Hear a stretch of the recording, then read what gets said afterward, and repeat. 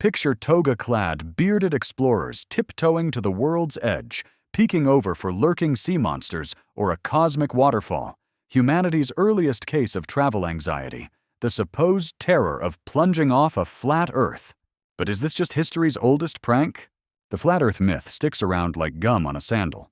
Sticky because it's simple, dramatic, and makes us moderns feel a bit smarter. In truth, ancient globetrotters were more round Earth roundtable than fall-off-the-planet flatheads. The Greeks, for instance, championed the spherical Earth theory as early as Pythagoras and Aristotle, while Egyptians and Indians depicted orbs, not pancakes, in their art and writings. The proof was under their very sandals. Sailors watched ships vanish hull first beyond the horizon, and Eratosthenes stunned Alexandria by calculating Earth's circumference using nothing but shadows. Zero GPS required. Leap ahead to medieval Europe, where most scholars still rounded up, not off. The flat Earth myth didn't really take hold until misread history and 19th century storytellers spun their tall tales. So if our globe-loving ancestors weren't clutching invisible parachutes at the Atlantic's edge, what kept them awake? Not falling off the edge, just the age-old fear of the unknown emptiness beyond the map. Stay tuned! As the belief in a flat Earth prevailed, medieval cartographers filled unknown regions with mythical warnings like, "There be dragons." Did ancient mapmakers really expect dragons to leap off their charts? You might think so, given the popular myth that medieval maps bore ominous, "Here be dragons" warnings. Picture it, scaly beasts lounging in map corners, tail-flicking unwary explorers straight to their doom. Sorry to deflate your fiery fantasy, but no known medieval map actually utters those words. Not in English, Latin, or any tongue that scares. Sure, medieval cartographers occasionally doodled gnarly sea monsters and bizarre creatures in uncharted waters, but text warnings were as rare as a polite kraken. The exact phrase, "Here be dragons," turns up just once, and that's on a 16th century globe, long after the medieval era had sailed away. More often, these maps played host to walruses, unicorns, and a menagerie of fanciful beasts rather than fearsome dragons. So rest easy. Whether they were sketched or scribbled, dragons were more mascot than menace. Medieval mapmakers were less Game of Thrones and more David Attenborough with crayons. The real monsters? Bad geography, and maybe a few grumpy sea serpents sulking in the margins. Despite mystical claims on maps, Columbus's voyage challenged old myths by providing evidence the Earth is round. Imagine thinking all your neighbors believe the Earth is a cosmic pancake, then sailing off to prove them wrong, only to find they never bought the pancake theory in the first place. That's the hype around Christopher Columbus in 1492. Armed with ships, questionable math, and what he thought was a planet-shaped mic drop, he set off to smash the so-called flat Earth myth. Spoiler alert, the only thing flat about Columbus's voyage was his math skills. Here's the myth. Everyone in Columbus's time feared falling off the edge of the world. In reality, European scholars knew the Earth was round since ancient Greece. Eratosthenes measured its circumference with just shadows and a stick. Obviously, the man had never seen a globe, but he still beat Google Earth by 2,000 years. The real worry among skeptics? Not launching into space, but dying of thirst before spotting land. Columbus bet that Asia was a short hop across the Atlantic. Instead, he crashed, literally, into a continent he didn't even know existed. If Columbus actually proved the world is round, then my last vacation proved France exists. Next up, why pop culture can't let go of this myth, like it's the world's most addictive pizza topping. Following Columbus's discovery of a round Earth, many assumed the New World was an untouched paradise awaiting settlement. Picture the New World as a spotless Eden. Forests pristine, rivers serenading, wildlife frolicking, except for the occasional squirrel suffering from deep-seated trust issues. The myth? The Americas were an untouched wilderness, nature's all-inclusive resort with zero check-ins for thousands of years. If that's true, then I'm the Queen of England, only with better hats and a sharper wit. In reality, millions of indigenous people already called this place home. They weren't just camping. Think bustling cities, sprawling farms, and occasionally a turkey with a name and a flair for attitude. Native societies didn't just live on the land. They engineered it with controlled burns, irrigation, and agriculture, sculpting forests and balancing ecosystems long before Columbus arrived, offering unsolicited gardening tips nobody asked for. That whole virgin land story? Convenient propaganda to paint colonization as a home improvement project rather than what it was, a high-stakes land grab. By 1492, the so-called wilderness was a patchwork quilt of settlements, fields, and well-managed woods, a landscape far more curated than wild, and with a lot fewer squirrels in therapy. Alongside the vision of a pristine new world, explorers also recounted terrifying encounters with giant sea monsters. Picture yourself sailing the open ocean, when suddenly, a kraken the size of your worst nightmare surfaces. Though, for clarity's sake, your worst nightmare is probably less giant cephalopod and more forgetting your sunscreen. Early explorers returned from voyages with tales of tentacled terrors, slimier than the leftovers lurking under the ship's galley stove. Back then, maps came adorned with warnings like, "Here be dragons," which, in modern translation, probably meant, "Here be tourists," armed with selfie sticks and an existential crisis. Most of these so-called sea monsters? Just misunderstood marine life. Giant squid, whales, or on occasion, Jimmy from the galley after 6 months at sea. Trust me, bad hygiene is its own kind of horror. With no marine biology textbooks on board, sailors' imaginations ran wild. Everything vaguely slippery instantly qualified for Leviathan status. Honestly, it was a centuries-long game of telephone, just with more barnacles. Eventually, science put out the fire. Turns out, the only real monster aboard those ships was scurvy. But sea monster legends? They still generate tidal waves of souvenir t-shirt sales. While tales of sea monsters stirred imaginations, explorers also sought legendary lost cities like El Dorado and Atlantis. Who hasn't dreamed of stumbling upon a golden city during a weekend hike? You're out for fresh air when, bam, you trip over a pile of gold doubloons. Lost cities like El Dorado and Atlantis have universal pull. They're magnets for adventurers, fortune seekers, and anyone with an overly optimistic metal detector. Pop culture fans only fan the flames. Indiana Jones never found El Dorado, but he sure racked up the trouble, and the History Channel is basically the National Geographic of imaginary real estate. Here's the cosmic joke. El Dorado began as a mistranslation about a gold-coated chief, and Atlantis? Plato cooked that up as a cautionary tale, not a tourist brochure. Yet conquistadors were the original city catfishers, wandering jungles and perishing for a myth. Archaeologists have uncovered real lost cities, dusty, mud-brick marvels, not exactly Zillow's dream listings unless you're into fixer-uppers. Still, entire industries sprung up. Books, maps, and ancient snake oil. Maybe crypto-utopias and Mars colonies are just the El Dorados of our era. Here's hoping Zillow keeps us grounded, at least for now. In addition to lost cities, phantom islands such as High Brazil and Friesland appeared frequently on early maps, suggesting true discovery. Imagine setting sail for a magical island, only to find out it never existed. That's the kind of navigational misadventure that haunted explorers chasing places like High Brazil, Friesland, and St. Brendan's Isle. For centuries, these phantom islands dotted maps like persistent pop-up ads, annoying, elusive, and utterly useless.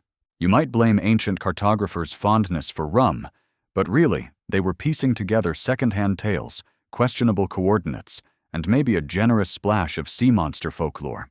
Let's clear the fog. Some of these islands were mirages, others volcanic newcomers, and a few pure flights of fancy.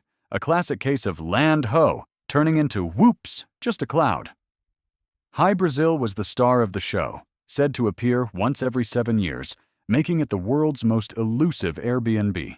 Amazing reviews, terrible availability.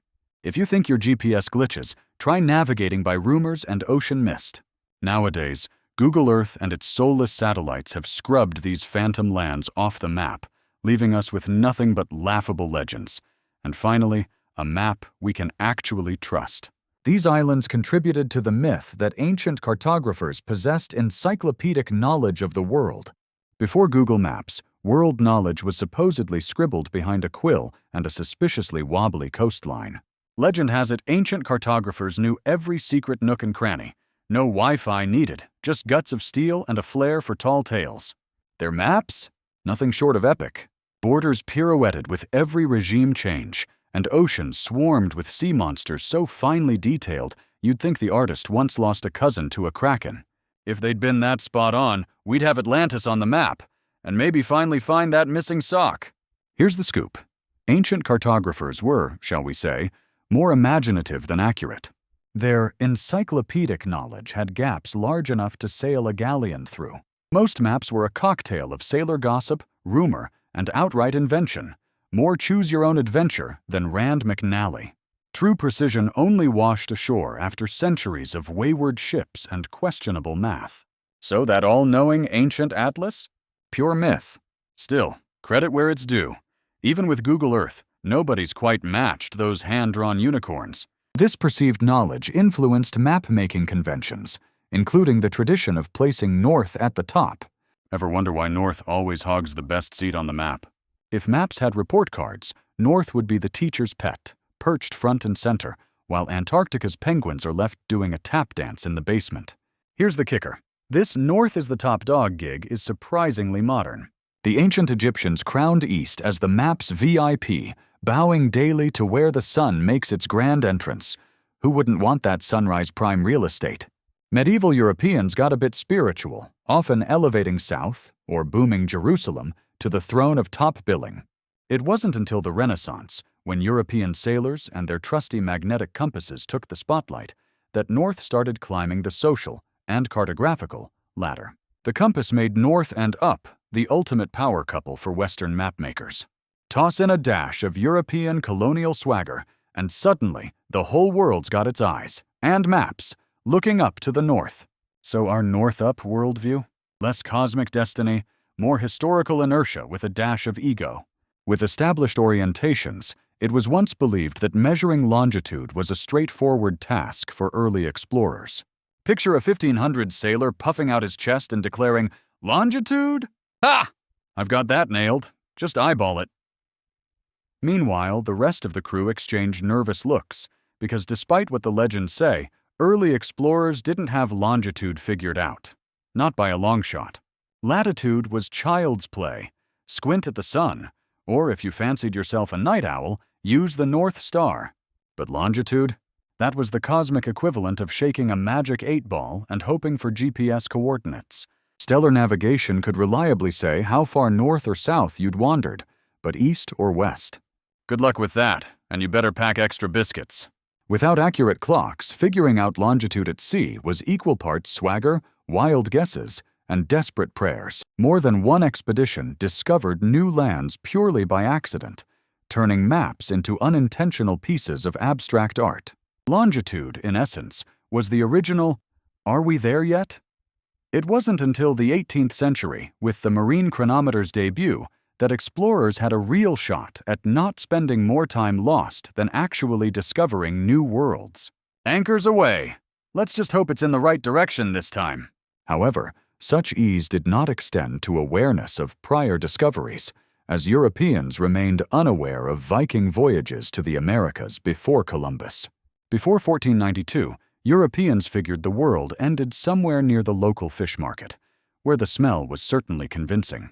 The classic textbook tale has Columbus bravely sailing into the unknown, as if he were proving that Europe, Africa, and a generous sprinkle of wishful thinking weren't the whole map. Plot twist: medieval Europeans already knew the globe was round. No flat earth panic here, just a serious case of continental amnesia. Meanwhile, the Vikings, those burly, hornless Norse adventurers, had already checked out North America centuries earlier. Leif Erikson arrived, took a sniff, found zero decent Wi-Fi, and bounced before Yelp was even a glimmer in the fjords. Meanwhile, medieval maps boasted dragons, sea monsters, and blank spots stamped, "Here be nothing."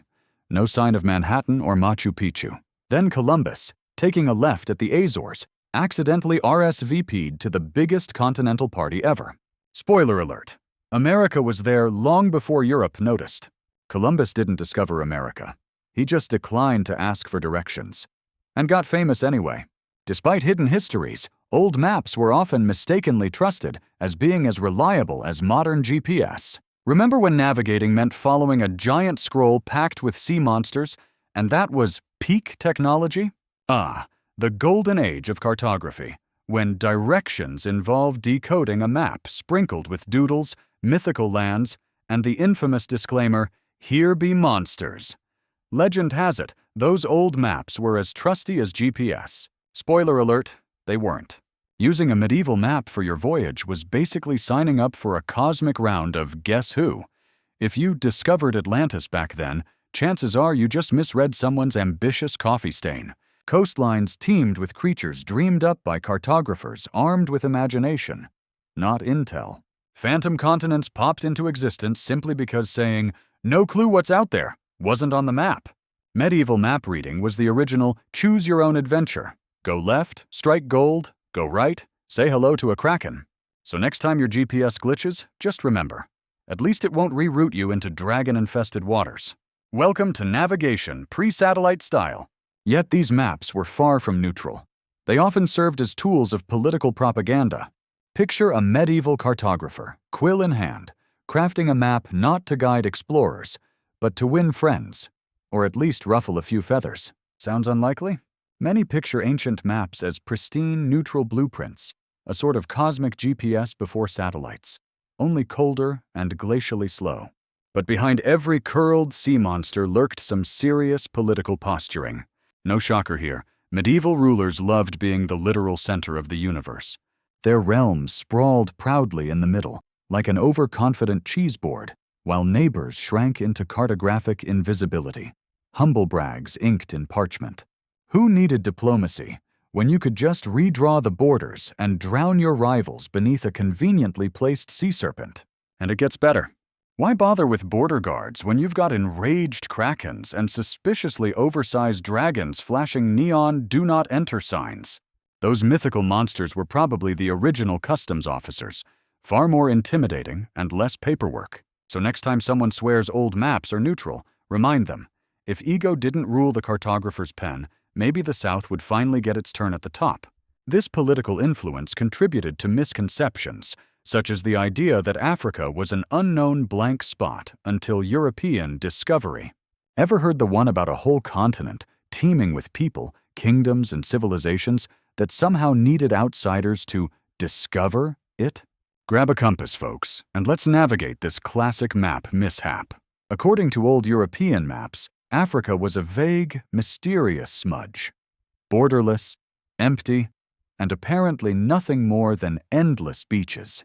Because clearly, a place doesn't exist until you slap a European flag on it. Who knew? In reality, long before any fancy galleons docked, Africans were running cities busier than your Monday morning inbox, orchestrating trade routes that rivaled any epic road trip, and empires boasting LinkedIn profiles that would put European duchies to shame. But the dark continent myth? Not just terrible PR, it was the perfect excuse for explorers turned colonizers claiming they were bringing civilization to the unknown, as if Timbuktu was just waiting for someone to invent the fork. Meanwhile, African scholars, traders, and explorers mapped their lands with remarkable precision, just without the European fireworks display. Those homegrown maps, Europeans routinely dismissed them, filing them under "does not match my decor" or "inconvenient for empire building." So Africa was never "Where's Waldo?" It simply wasn't penciled into certain European bucket lists, at least not until gold, ivory, and spices magically appeared on the itinerary. Such limited knowledge aligned with the practice of pre-modern mariners who stayed close to coasts out of fear of the open sea. Imagine ancient sailors clutching the shoreline like nervous ducks, terrified to dip a toe into the mysterious blue yonder. Legend says these mariners treated the coast like toddlers do security blankets, always within arm's reach. After all, the open sea was as intimidating to them as outer space is to us. Vast, unforgiving, and notably lacking in pizza joints or reliable directions. But here's the twist. While the myth casts all sailors as timid wallflowers, it seriously underestimates humanity's hunger for bold exploration. And, let's be honest, adventure-induced indigestion. The Phoenicians were cruising the Mediterranean long before Google Maps. The Polynesians hopscotched across the Pacific guided by stars. And the Vikings, those horned helmeted party crashers, weren't exactly couch potatoes. Hugging the coastline wasn't just about fear, it was survival 101. Fresh water, snacks, and quick escapes from pirates were easier to find when you weren't stranded in the middle of nowhere. Plus, with leaky boats and navigation strategies that turned winging it into an art form, staying close to shore was just common sense. In short, yes, sailors respected the sea's dangers, but plenty rewrote the rulebook, braving the deep long before insta-glory made it cool. Remaining near shores did not prevent challenges, as historic expeditions were often threatened by mutiny and mayhem. Imagine setting sail for the unknown, only to discover your shipmates are more interested in staging a soap opera than exploring new worlds. You'd assume historic expeditions were one spilled rum bottle away from mutiny, a churning sea of backstabbers ready to toss the captain overboard at the mere hint of hardtack for dinner. But let's adjust our spyglass. While infamous meltdowns like the HMS Bounty made headlines and future movie deals, most sailors simply rowed, swabbed, and survived together. Why? Because row back alone wasn't exactly the vacation package anyone signed up for. Sure, ships weren't exactly all-you-can-eat buffets, and crew morale could plummet faster than a lead anchor. Think hunger, scurvy, zero mani-pedis, the works. But captains had their tricks. A dash of creative punishment here, a tot of rum there, and suddenly mutiny sounded less Pirates of the Caribbean and more Survivor Open Water Edition. If every voyage ended in rebellion, those world maps would look a little, well, blank. So next time you're tempted to threaten your boss with a keel haul, remember, drama at sea was rare and teamwork beat solo rowing every time.